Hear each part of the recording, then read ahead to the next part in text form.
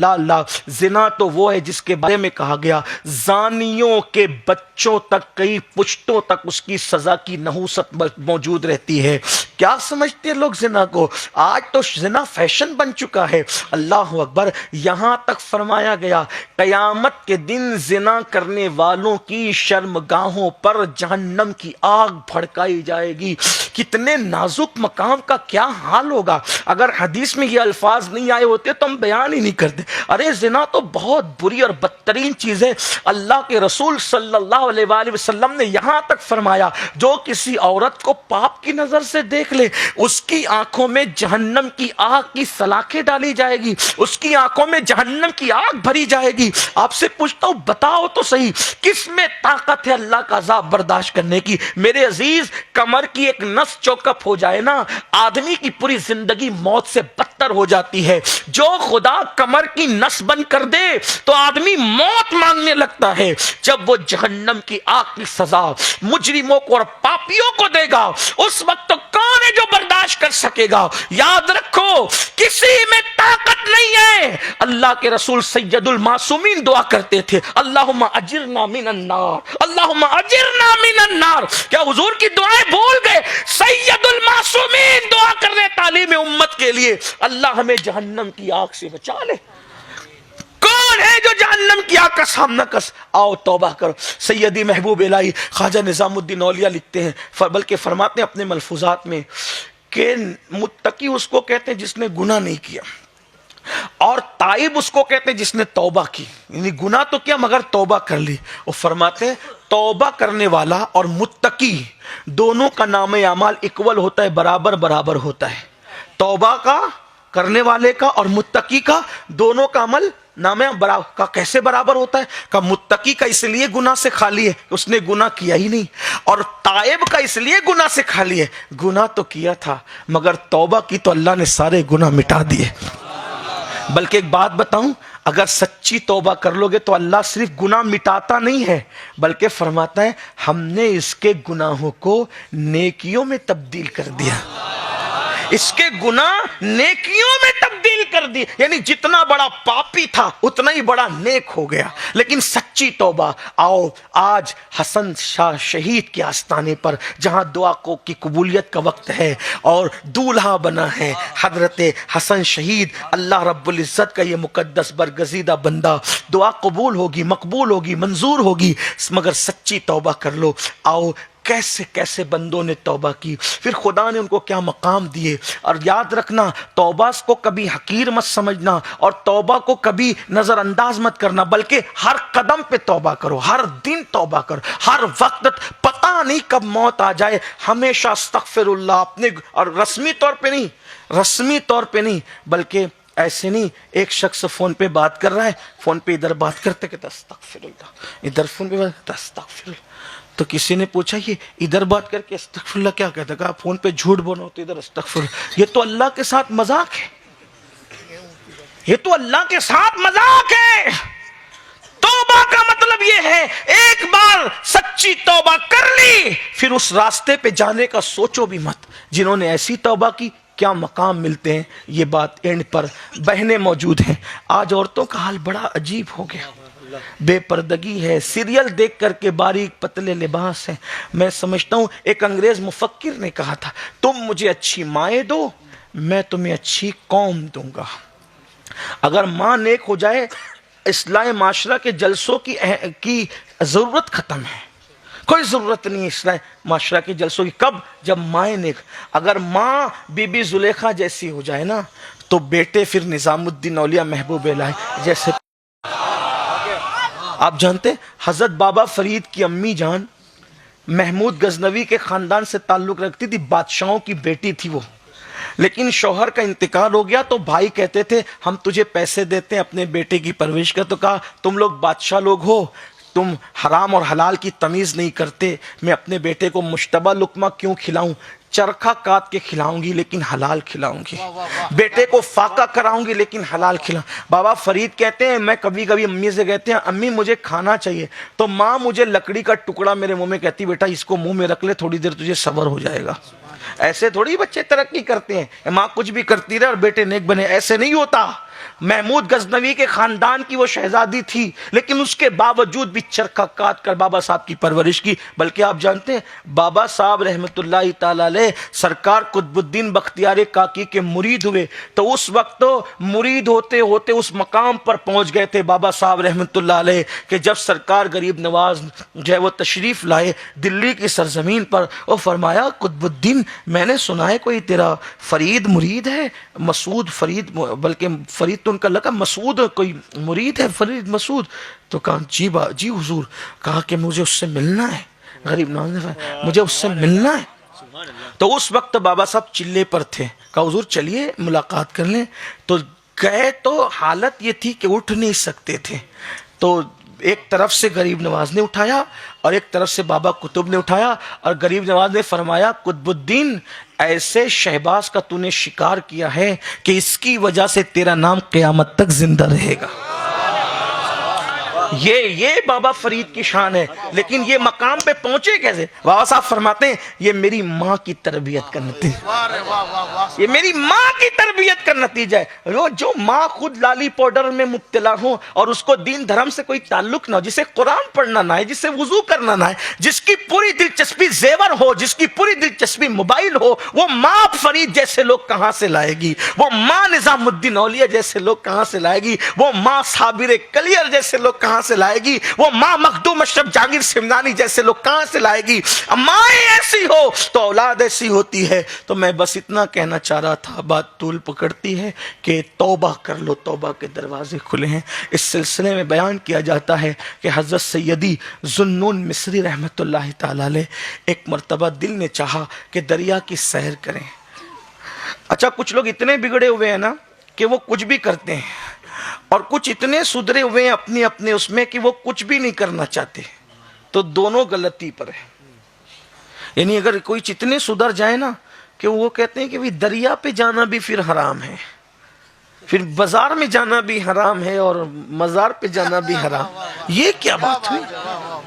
ارے جب اللہ کے رسول بازار میں گئے تو بازار جانا سنت، اور حضور احد والوں کی مزار پہ گئے تو مزار پہ جانا سنت، بازار بھی سنت مزار بھی سنت۔ ایسی کون سی تم نے یہ دین نکال لیا؟ اعتدال ہے مذہب، اعتدال ہے اسلام۔ اور آپ کہ نہیں سیر نہیں کر سکتے، کبھی کسی نے کسی مولانا کو باغ میں، مولانا آپ یہاں کدھر؟ امام صاحب یہاں کیوں بھائی؟ تیرا دل امام کا دل نہیں ہے کیا؟ تو باغ میں آ سکتا ہے تو امام نہیں آ سکتا؟ امام کیوں آئے سیر کے لیے؟ میں نے کہا نادان، جب نبی سیر کے لیے جاتے ہیں تو امام کیوں نہیں آ سکتا سیر؟ ہاں البتہ اتنا ہے کہ نبی کی رسائی جنت تک ہے، وہ جنت کی سیر کے لیے جاتے ہیں، اور جنت کا معنی اگر کیا جائے تو وہ باغ ہی ہے، جنت باغ ہے، لیکن تیرے باغ کی طرح نہیں ہے۔ تو حضور گئے جنت تک کیونکہ وہ جنت تک جا سکتے تھے، آپ بھی جائیے، لیکن باغ میں جا کر عورت کو، کسی اجنبی عورت کو تکنے کی بجائے گلوں کو تک کر سوچو یہ اتنا خوبصورت ہے تو اس کا بنانے والے کے حسن کا عالم کیا ہو۔ تو صوفیہ فرماتے ہیں 70 سال ذکر کرنے سے وہ نہیں ملتا جو ایک لمحہ فکر کرنے سے ملتا۔ جاؤ دیکھو نظارہ کرو۔ تو بہرحال تو حضرت ذوالنون مصری جو تھے، یعنی کہ وہ آج کل کے نہ بگڑے ہوئے کی طرح تھے، نہ آج کل کے خود ساختہ سو کال سدھرے ہوئے کی طرح تھے، وہ رسول اللہ کی سنت پر تھے۔ تو دریا کی سیر کے لیے گئے، وہاں بیٹھے تو دیکھا تھوڑی دیر میں ایک لڑکی اور ایک لڑکا آئے، انہوں نے جلدی سے سب سامان نکالا اور بجانا شروع کیا، ساتھ میں شراب بھی تھی، شراب پی رہے تھے، بجا رہے تھے، سامنے ذوالنون مصری بیٹھے ہوئے تھے۔ آج کل کے لڑکے اور لڑکیاں تو بڑے بدماش ہی ہیں، اللہ ماشاءاللہ، اللہ ماشاءاللہ مطلب کچھ کو چھوڑ کے اور بھی لوگ ہیں، اس کو سمجھ لیں، یعنی لوگ سمجھتے ہیں کہ اللہ ماشاءاللہ یہ کوئی نئی اصطلاح تو نہیں آ گئی، نئی اصطلاح نہیں ہے، یعنی کہ یہ اللہ ماشاءاللہ اس لیے کہنا ہوتا کہ سب ایسے نہیں ہوتے نا، لیکن اس وقت تو بگڑے ہوئے لڑکی لڑکیاں بھی ایسے ہوتے تھے۔ سامنے ذوالنون مصری تھے، ان لوگوں نے ان کو شراب پیش کی، ہم پی رہے تو تم بھی پی لو۔ حضرت ذوالنون مصری نے فرمایا کہ ہم نہیں پیتے شراب، ہمارے مذہب میں اس کی اجازت نہیں، حرام ہے شراب۔ اور یاد رکھنا شراب ام الخبائث، شراب پینا اور پیشاب پینا دونوں برابر ہے، یعنی شراب پینے والا پیشاب پینے والا فرق کیا ہے؟ بلکہ ایک بات بتاؤں، پیشاب پینا بھی، وہ پیشاب بھی نجس ہے، شراب بھی نجس، دونوں نجس، لیکن اتنا ضرور ہے کہ پیشاب پینے سے نشہ نہیں ہوتا، شراب پینے سے نشہ ہوتا ہے، اور جو نشہ کر لے وہ اپنی ماں کے ساتھ بھی زنا کر سکتا ہے، اپنی خالہ کے ساتھ بھی بدکاری کر سکتا ہے، بیٹی کی آبرو پہ بھی ہاتھ ڈال سکتا ہے، اس لیے بہن کی آبرو پہ بھی ہاتھ ڈال سکتا ہے۔ اتنا خیال کرنا، اچھی طرح خیال۔ پڑوسی ملک کا ایک واقعہ بیان کیا جاتا ہے، کچھ لڑکوں نے نشہ کیا، اور نشہ کرنے کے بعد جب وہ چڑھ گئے گاڑی میں، بس میں چڑھ گئے، سٹی کی بس تھی اس میں چڑھ گئے نشہ کر کے۔ کالج اور یونیورسٹیوں میں تو اب یہ فیشن بن رہا ہے نا نشہ بھی، بلکہ اب تو ایسا ہے کہ سیٹرڈے نائٹ جو ہے وہ عیاشی کے لیے ہی ہوتی ہے، لڑکوں کی لڑکیوں کے لیے۔ اسکول کالج یونیورسٹیوں کا حال ہے، اب میں نام کیا لوں، وہ دنیا سب دیکھتی ہے جانتی ہے، پوری رات ناچتے گاتے ہیں، نشہ کرتے ہیں۔ وہ درس گاہیں جہاں انسان بنتے تھے اب وہاں حیوان سے بدتر لوگ بن رہے ہیں۔ تعلیم کیا چیز ہے؟ تعلیم کے ساتھ اگر اخلاق نہ ہو تو تعلیم کیا چیز ہے؟ پہلے اسلام ہر تعلیم کا قائل نہیں ہے، تعلیم کے ساتھ اخلاق ضروری ہے، تعلیم کے ساتھ خشیت ربانی ضروری ہے، تعلیم کے ساتھ کردار ضروری ہے، ورنہ لوگ اس طریقے سے تو کچھ بھی کریں گے، اور کر رہے لوگ۔ تو کچھ لڑکے تھے پڑوسی ملک کے، نشہ کیا، نشہ کرنے کے بعد چڑھ گئے بس میں، سٹی بس تھی، بس میں چڑھنے کے بعد کچھ کالج کی لڑکیاں بھی اس میں چڑھ گئی۔ تو حالت نشہ میں تو شیطان کا ہاتھوں کٹ پتلی بنے ہوتے ہیں، اور کچھ لڑکوں نے کچھ لڑکیوں کے ساتھ غلط حرکت کرنی شروع کی، لوگ بس کا اسٹاپ آتا رہا، اترتے رہے۔ جب ایک لڑکا اپنے گھر گیا تو وہاں پہلے سے دیکھا کہ بہن غصے میں، باپ غصے میں، ماں غصے میں، کہا یہ گھر کا ماحول کیوں بدلا ہوا ہے؟ پیاری بہن تو ایسی ہے کہ تمہاری محبت محلے میں مشہور ہے بھائی بہن کی، تو اتنی ناراض کیوں ہے؟ کہا بدبخت مجھے بہن نہ کہنا، پاپی ہے تو، بدکار، تجھے کیسے پتا چلا؟ کہا نادان، جب تو کسی کے جو ہے وہ کے ساتھ بدکاری کر رہا تھا تو تیرے ہاتھ کسی اور پر نہیں جا رہے تھے، تجھے خبر ہی نہیں تھی کہ تو اپنی بہن کے ساتھ گندی حرکت کر۔ اس وقت میں کیا تجھے بول سکتی تھی کہ اس کے میں بس میں تھی، تو وہ اس وقت اس کو یہ لگا کہ میں اپنے آپ کو معاف کر سکوں کہ نہیں کر سکوں گا، لیکن یہ دن کس نے دکھایا؟ نشے نے۔ لوگوں کو کیا نشے کی شان، کوئی نشہ چھوٹ نہیں سکتا۔ میں نے کہا ارے شوگر کا مرض ہو جائے تو آدمی موت کے خوف سے مٹھائی چھوڑ دیتا ہے، جب موت کے خوف سے زندگی بچانے کے لیے مٹھائی چھوڑی جا سکتی ہے تو جان اور ایمان دونوں بچانے کے لیے نشہ کیوں نہیں چھوڑا جا سکتا؟ چھوڑ دو، چھوڑ سکتے ہو۔ تو حضرت اب تو الگ الگ شراب ہی نہیں بلکہ دوائیاں ہیں، گولیاں ہیں، ایم ڈی ہے، ہیروئن ہے، بھنگ ہے، چرس ہے، سب کچھ ہو رہا ہے۔ لیکن آپ سے کہتا ہوں نشے والے کے ساتھ بھی مت بیٹھو۔ اللہ کے رسول نے فرمایا جو نشے والوں کے ساتھ بیٹھے گا قیامت کے دن اللہ اس کو اندھا اٹھائے گا، اندھا۔ نشے والے جہاں بیٹھے ہو وہاں سے فوراً نکلو، ہٹو وہاں سے، ان کا سوشل بائیکاٹ کرو۔ اگر وہ نہیں مانتے پہلے سمجھاؤ، نہ سمجھے سوشل بائیکاٹ کرو۔ اللہ کے رسول نے فرمایا جو نشے والوں کو اپنے پاس بٹھائے ان کے پاس بیٹھے قیامت کے دن وہ اندھا اٹھے گا۔ دنیا میں جو اندھا ہو جائے اس کی زندگی کا مزہ کیا ہے، جو قیامت کے دن اندھا ہو اس کا انجام کیا ہو۔ حضرت ذوالنون مصری کو انہوں نے شراب پیش کی، ہم نہیں پیتے، آپ نے چھوڑ دیا۔ وہ گانا گا رہے تھے، گاتے گاتے ان لوگوں نے کہا آپ گانا جانتے ہیں؟ آپ گانا جانتے ہیں؟ انہوں نے اپنے ذوق میں کہا اللہ والے مریض سے نفرت نہیں کرتے، مرض سے نفرت کرتے ہیں۔ فرمایا ہاں میں بھی جانتا ہوں اس فن کو۔ تو کہا کہ آپ کچھ گا سکتے ہیں؟ کہا میں جو پڑھوں گا وہ کچھ مختلف ہوگا، وہ گانا تو نہیں ہے، میں جو پڑھوں گا وہ مختلف ہوگا، لیکن کسی گانے کی رانائیاں اور اس کے سر اور تال، اس کی ردیف و قافیہ اور اس کا حسن تکلم اور اس کا حسن کلام اس کلام کا مقابلہ نہیں کر سکتا۔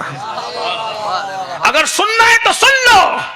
حضرت ذوالنون مصری کہتے ہیں میں نے قرآن مقدس کی سورہ پاک کی تلاوت کرنا شروع کی، اور ذوالنون مصری چونکہ مصری تھے قرآن پڑھا، جیسی قرآن پڑھا، دیکھو قرآن کی تاثیر ہے جیسے بارش کی طرح ایک قرآن بارش کی طرح، بارش اگر خوشبو پہ پڑتی ہے تو خوشبو اور بڑھتی ہے، واہ واہ واہ کیا بات ہے نا؟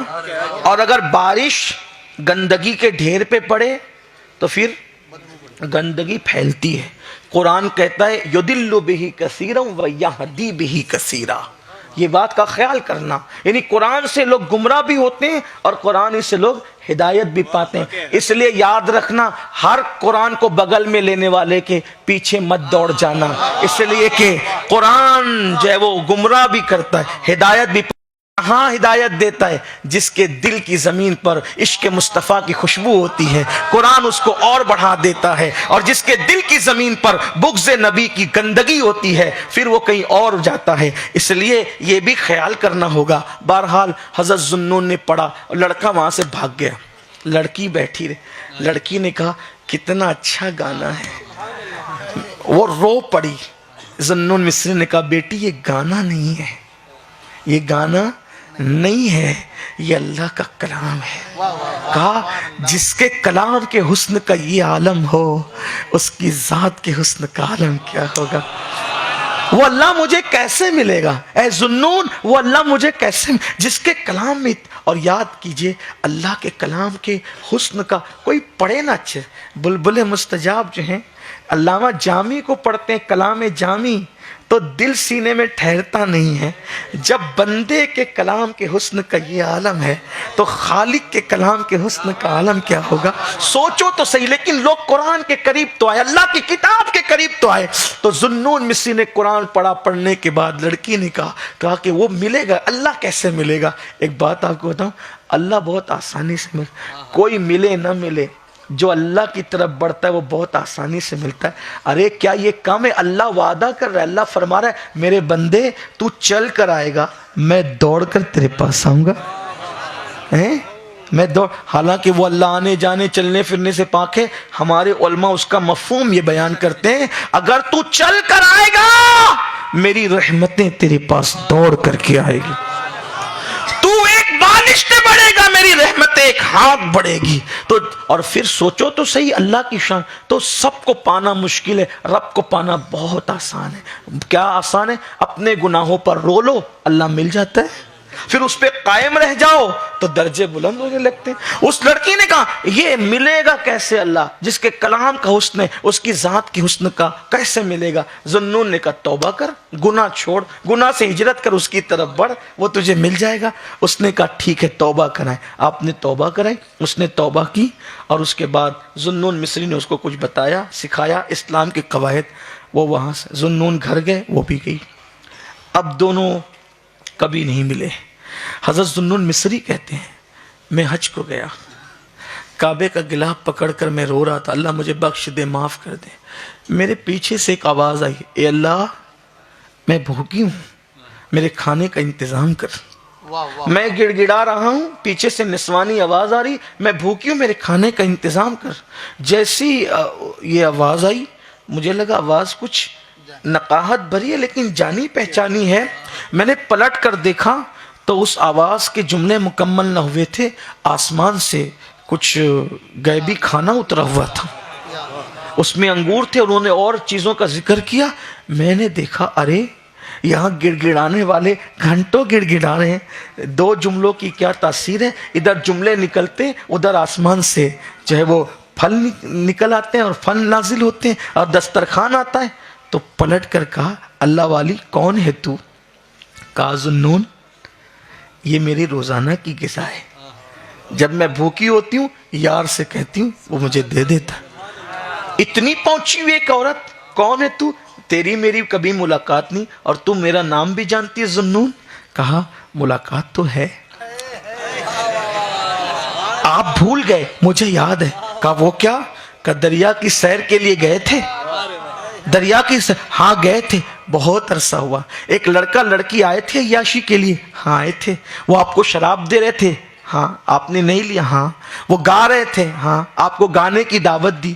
پھر آپ نے قرآن پڑھا تھا اور قرآن سے کسی نے آپ کے ہاتھ پہ تو, ہاں وہ لڑکی تھی جوان لڑکی, اس نے توبہ, وہی تو میں ہوں,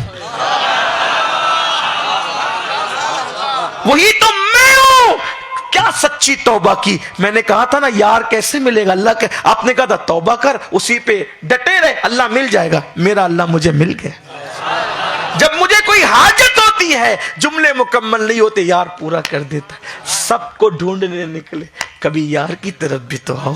کبھی اس کی طرح. یہ اللہ والوں کے آستانے اسی لیے ہے تاکہ وہ اللہ سے ہمیں جوڑ دے. اللہ ہم سب کو توفیق دے. گفتگو کے درمیان کوئی غلطی ہے تو اللہ معاف